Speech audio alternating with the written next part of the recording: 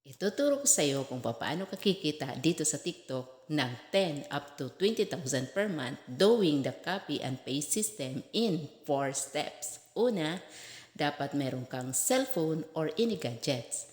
At pangalawa, napaka-importante na meron kang stable na internet connection dahil lahat ng gagawin dito is purely online.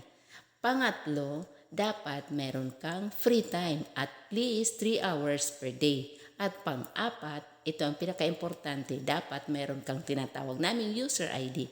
Dahil sa user ID, dyan mo makikita lahat ng transactions mo, dyan din papasok ang income mo. Ang user ID ay nagsisilbing license to operate the system of copy and paste system. Kapag may user ID ka na, ay pwede nang gamitin ang TikTok account mo as your generating income na kahit hindi pa monetize at kahit wala pang 600 ang followers mo dito ay pwede ka nang kumita. Dito, hindi mo kailangan magbenta ng kung ano-anong produkto at wala ka rin quota na habulin para kumita dito dahil hindi naman ito online selling or dropshipping.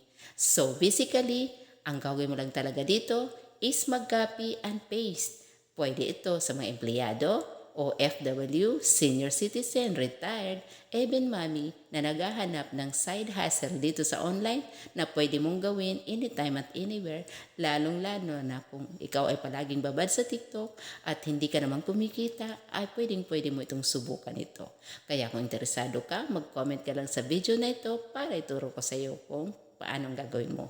See you in my inbox and God bless. Follow me for more. Bye!